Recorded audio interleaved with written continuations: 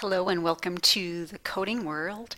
I'm just going to kind of go through uh, some of the trial and error that learners typically go through if they're not used to doing any kind of coding activity. So I'm going to kind of walk you through parts of one activity called LightBot. Every activity is just a little different from each other, but you would see similar kinds of styles and steps, and the way the interface is somewhat similar between all of the activities. So for those of you who have not had any experience, if you get to some of these screens, it might not be completely intuitive for you at first, so I thought I would just create a little tutorial as a guide to help you get a start. So I'm here at the code.com activity website, and I'm going to click the LightBot option, which is under Pre-Reader, Student Experience Beginner, Educator Experience Beginner. And it's a pretty straightforward, I think it's kind of a fun activity, although the article that we read in week 11 suggests that we shouldn't be calling everything fun. So when we're at the website, it gives us options for which version of the activity we want to engage in. If you do use it with a regular browser, just be aware that it requires Flash. So when we get to the activity, basically the green forward button is what we'll use to advance from screen to screen.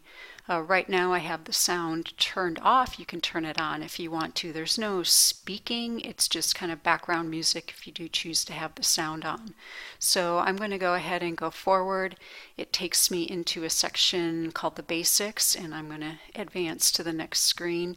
And then there are other activities beyond the basics that if you expand it will take you into those. So there's some loops and some other kinds of programming activities that you will get into. So we'll start with the basics, and you just click on the first one, and it shows you that there are 8 levels. So you will go through them in sequence. So we'll start with the first level, and it gives us 3 commands, so it kind of walks us through things.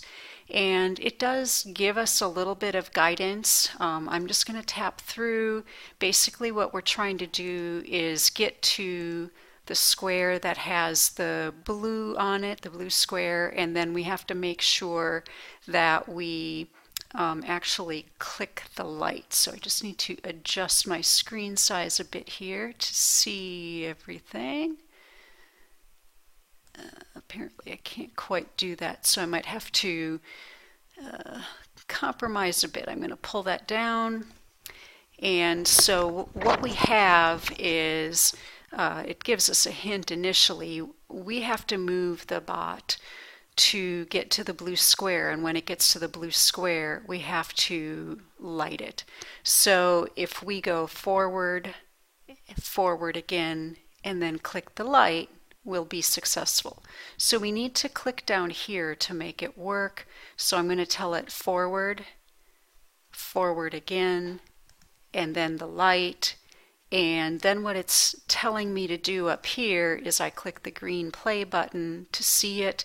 If I'm successful, I get an indicator that I am, so I can click the forward button and it will bring up a new problem. So this one, I get a little bit of feedback, and in this one I now have some turn commands that I didn't have before, and I don't get any hints over here like I did the first time.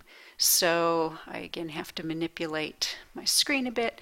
So I have to think about how I need to navigate. So if I go forward and then go forward again, then I have to do a turn to be able to get to this next cell or next rectangle. So I have to decide, do I turn left? Do I turn right? I'm going to purposely make an error so that you can see what happens. So I can actually test this at any time by clicking the green play button. Actually, I'm going to tell it to go forward one more after that so you can see. So all of this is okay, but now I turned the wrong way. So if I turn the wrong way, my bot can't move.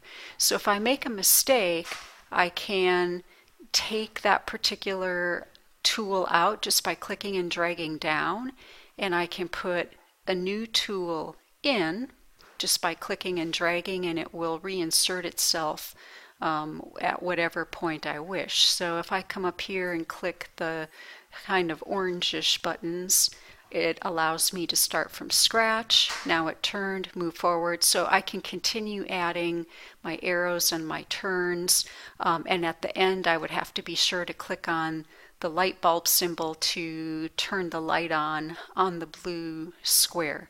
So basically you can continue through the game until you get to the end of the sequence for level 1, which means there are 8 activities that you would complete.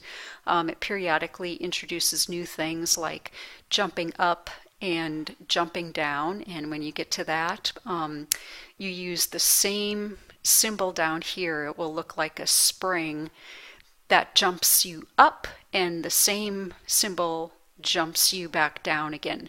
So if you wish to do the LightBot activity, I think that would be enough to get you through level 1, and hopefully you would continue trying just to go a little bit farther so that you can kind of get the hang of this type of thinking. Good luck!